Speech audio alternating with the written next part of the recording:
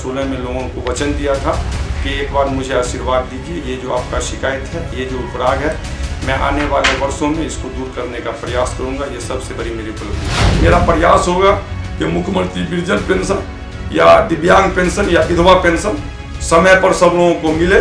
ये मेरा अगले 5 वर्षों में प्रयास होगा कि एक भी आदमी जो मुख्यमंत्री वृद्धजन पेंशन योजना के लायक है वो मेरे क्षेत्र में नहीं छूटे। ये मेरा प्रयास होगा। मुखिया जी चुनाव के मैदान में। नमस्कार, आप देख रहे हैं चौथा स्तंभ डिजिटल न्यूज। चौथा स्तंभ डिजिटल न्यूज की विशेष कार्यक्रम मुखिया जी चुनाव के मैदान में हमारे साथ बातचीत के लिए मौजूद है जिला परिषद क्षेत्र संख्या 51 के निवर्तमान जिला परिषद सदस्य मोहम्मद हिजाउद्दीन इस बार भी चुनाव के मैदान में है। आइए सबसे पहले सर, आपका हमारे खास कार्यक्रम मुखिया जी चुनाव के मैदान में बहुत बहुत स्वागत है। सबसे पहले आपके चैनल चौथा स्तंभ और आपके पूरे टीम को मैं धन्यवाद देता हूं, मैं बधाई देता हूं। आप निवर्तमान जिला परिषद हैं और इस बार भी चुनाव के मैदान में हैं। हम बीते 5 साल का जो आपका यह कार्यकाल रहा है उसमें आपसे सबसे बड़ी उपलब्धि जानना चाहते हैं।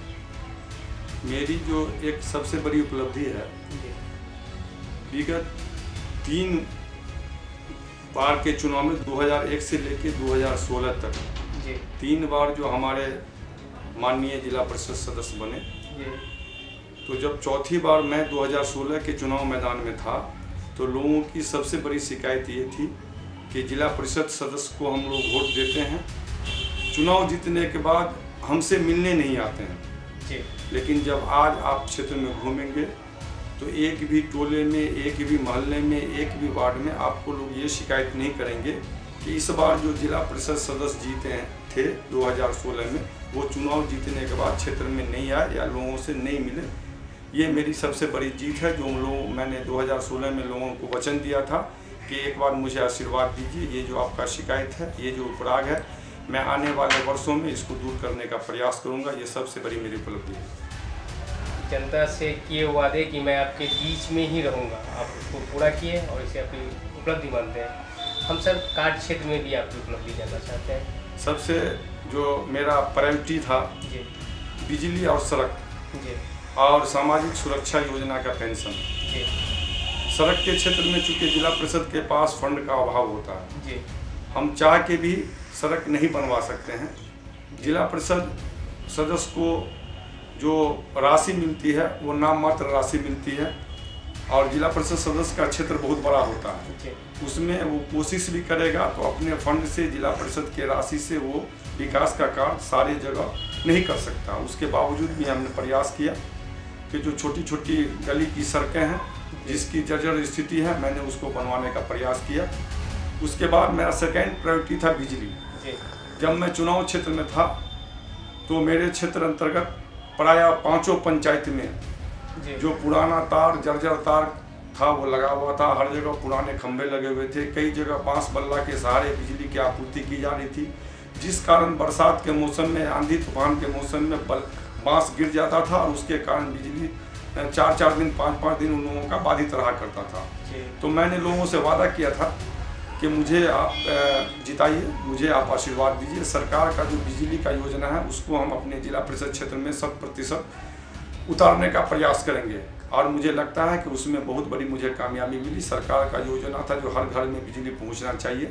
मैंने जिला परिषद के माध्यम से अपने जो हम लोगों का जो बैठक होता है उसके माध्यम से पदाधिकारी को मजबूर करके हर गाँव में बिजली पहुँचाने का, जर्जर तार को हटवा के कवर वायर लगवाने का, नया खंभा करवाने का प्रयास किया। और अभी भी कुछ गांव, कुछ टोले छूटे हुए हैं जो मुझे विश्वास है कि पुनः मुझे जनता आशीर्वाद देगी और वो आने वाले 1 साल में पूरा कर लिया जाएगा। पंचायती राज व्यवस्था जो है, त्रिस्तरीय पंचायती राज व्यवस्था, उसमें जिला परिषद सबसे ऊपरी इकाई है जिनके जिम्मे सड़क, बिजली की तो आपने अपनी उपलब्धि बता दी, स्वास्थ्य, शिक्षा, सिंचाई महत्वपूर्ण कार्य क्षेत्र है। सर, हम आपसे स्वास्थ्य के क्षेत्र में जो आपकी उपलब्धि है उसके बारे में भी हम जानना चाहेंगे। सबसे बड़ी बात यह है कि जिला परिषद सदस्य को जो पूरे मधुबनी जिला का, हम झंझारपुर से जीत के जाते हैं लेकिन हम कहलाते हैं मधुबनी जिला के जिला परिषद सदस्य और हम मधुबनी के जिला परिषद सदस्य होते हैं। जिला परिषद के अंदर 17 विभाग का मॉनिटरिंग करना, निगरानी करना जी। हमको स्वास्थ्य का भी निगरानी करना है कि स्वास्थ्य की स्थिति हमारे क्षेत्र में या हमारे जिला में क्या है। शिक्षा का भी निगरानी करता है कि हमारे यहाँ जो शिक्षा की स्थिति है, चाहे विद्यालय हो, प्राथमिक विद्यालय हो, मध्य विद्यालय हो, उच्च विद्यालय हो, सभी विद्यालयों का निरीक्षण करना है। उसके बाद कृषि के क्षेत्र में भी हम लोगों को निरीक्षण करना है कि क्या हो रहा नहीं हो रहा। मूल रूप से जो इस क्षेत्र में जो हम लोग सफल नहीं हो पाते हैं, उसका एक दो बहुत ही प्रमुख कारण है। सबसे बड़ी बात है कि अफसर जो हम लोग प्रश्न उठाते हैं जिला परिषद के बैठक में, उसका कार्यान्वयन अफसर नहीं कर पाते हैं, उसका अनुपालन नहीं हो पाता है। और अफसरशाही के कारण हम लोग शिक्षा के क्षेत्र में, स्वास्थ्य के क्षेत्र में और कृषि के क्षेत्र में कोई बड़ा काम नहीं कर पाते हैं। उसका मूल कारण वही है कि अफसर के वजह से हम लोग मजबूर हो जाते हैं और हम लोगों का जो शिक्षा के क्षेत्र में विकास होना चाहिए, स्वास्थ्य के क्षेत्र में विकास होना चाहिए और जो कृषि के क्षेत्र में विकास होना चाहिए, वो हम लोग उसमें सफल नहीं हो पाते हैं।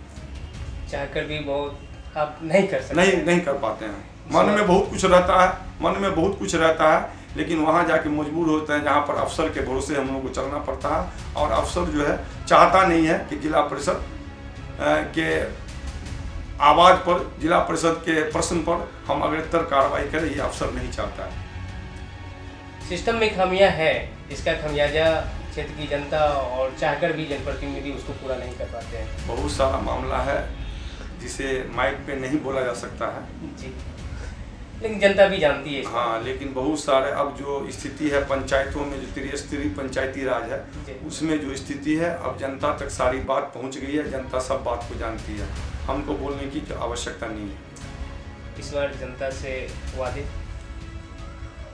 मेरा जो पिछला सपना था सड़क और बिजली का मैं बहुत हद तक कामयाब हुआ हूँ बिजली के मामले में। अभी भी सड़क के मामले में विगत दो वर्ष पूर्व प्रधानमंत्री सड़क, ग्रामीण सड़क योजना का सर्वे कराया गया था, जिसका अनुमोदन जिला परिषद द्वारा किया जाता है। लेकिन 2 वर्ष पूर्व जब प्रधानमंत्री ग्राम सड़क योजना का सर्वे का कार्य किया गया, तो किसी भी पूरे मधुबनी जिला परिषद में, जिला में 56 जिला परिषद सदस्य हैं, किसी भी जिला परिषद क्षेत्र में विभाग के द्वारा, किसी भी पदाधिकारी के द्वारा उस क्षेत्र के जिला परिषद सदस्य से राय विचार नहीं लिया गया। जब हम लोग के बैठक में अनुमोदन के लिए गया, हम लोगों ने उसका विरोध कर दिया, उसका अनुमोदन नहीं किया। फिर उसकी कॉपी हम लोगों को उपलब्ध कराई गई प्रधानमंत्री ग्रामीण सड़क योजना की। हम लोगों ने उसका अध्ययन किया, अध्ययन करने से पता चला कि हम लोगों के क्षेत्र में और भी कुछ सड़कें हैं जिसको इस योजना में जाना चाहिए। हम लोगों ने अपने अनुशंसा से उस सड़क को जोड़ने का काम किया और वो सड़क जुड़ा। फिर उसके बाद अनुमोदन हुआ, अनुमोदन होकर बिहार सरकार को भेजा गया। तो सड़क के मामले में बहुत सारा काम बाकी है। सड़क के मामले में आने वाले समय में बहुत सारा काम होगा। बिजली के क्षेत्र में जो कुछ काम बचा हुआ है वो भी संभवतः आने वाले 1 वर्ष में पूर्ण कर लिया जाएगा हमारे जिला परिषद क्षेत्र में। तीसरा जो है आपको मुख्यमंत्री वृद्धजन पेंशन योजना, मुख्यमंत्री का हम लोग आभारी हैं कि मुख्यमंत्री वृद्धजन पेंशन योजना पहले जो होता था उसमें बीपीएल का बहुत सारा मामला के कारण बहुत सारे लोगों का पेंशन नहीं पास होता था, लेकिन सबके लिए कर दिया गया। अब उसमें बीपीएल की आवश्यकता नहीं है। तो मुख्यमंत्री वृद्धजन पेंशन योजना में 60 साल का कोई भी वृद्ध हो या वृद्धा हो, जिसका उम्र 60 साल हो गया, उसको बिहार सरकार पेंशन 400 रुपये मासिक देती है।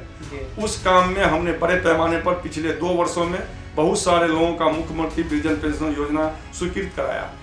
अभी भी जो विधवा पेंशन और दिव्यांग पेंशन में बड़ी परेशानी होती है ब्लॉक में।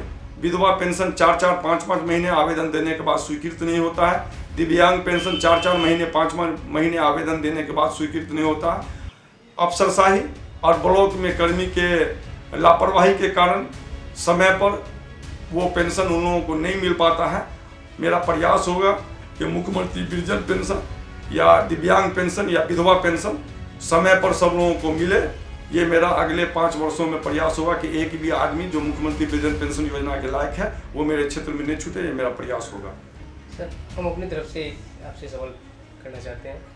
आपके क्षेत्र में सभी पंचायतों में सरकार की योजना है +2 विद्यालय का निर्माण तो लगभग पंचायतों में पूरा हो गया, लेकिन अभी भी उसमें पठन पाठन की जो व्यवस्था होनी चाहिए, शिक्षक की प्रतिनियुक्ति, उस मामले में बहुत पीछे है। वहाँ पढ़ाई नहीं हो पाती है, पेपर पर ही विद्यार्थी वहाँ एडमिशन लेते हैं और परीक्षा पास कर रहे हैं। कई पंचायतों में तो 4-4 वर्ष से ऐसा होते आ रहा है।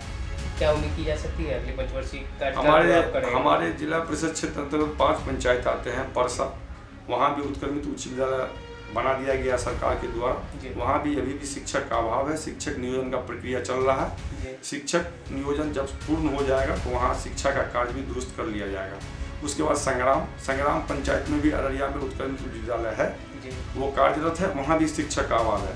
तीसरा पंचायत हमारा है पिपरोलिया में खड़ुआ में पूर्व से उच्च विद्यालय था, जिसे उत्क्रमित करके +2 उच्च विद्यालय बनाया गया। वहाँ के प्रोडक्ट हम भी रहे हैं। वहीं से हमने 10वीं पास की थी, मैट्रिक का एग्जाम वहीं से पास किया था। वहाँ पूर्व में पढ़ाई लिखाई का बढ़िया माहौल था, बेहतर विद्यालय। हाँ, और आज भी वहाँ शिक्षा के मामले में पढ़ाई लिखाई बेहतर तरीके से हो रहा है। पांचवा पंचायत मेरा चौथा पंचायत है नवानी में उच्च विद्यालय नहीं था, लेकिन नवानी के सिरखड़िया में उत्क्रमित उच्च विद्यालय बनाया गया है, जहाँ अभी शिक्षा का अभाव है। 5वां विद्यालय है चनोरागंज पंचायत है मेरा, और वहाँ भी उच्च विद्यालय पूर्व से है, जिसे +2 बनाया गया है। वहाँ भी पूर्व से शिक्षा का व्यवस्था ठीक था, अभी भी वहाँ शिक्षा का व्यवस्था है, वहाँ शिक्षक भी है। 3 पंचायत में जो उत्क्रमित उच्च विद्यालय बनाए गए हैं, जहाँ शिक्षक का अभाव है। आशा है मुझे कि यथाशीघ्र सरकार द्वारा जो प्रक्रिया किया जा रहा है, यथाशीघ्र उच्च विद्यालय में या +2 में शिक्षक बहाली, शिक्षक नियोजन का प्रक्रिया चल रहा है। आने वाले समय में शिक्षक वहाँ दिए जाएंगे और पठन पाठन का काम ठीक से सुचारू रूप से चलाया जाएगा। सर, बातचीत के लिए सर आपको बहुत बहुत धन्यवाद। आप लोगों का, आपका भी और आपके साथी सभी का, इस टीवी न्यूज़ चैनल का भी बहुत बहुत धन्यवाद।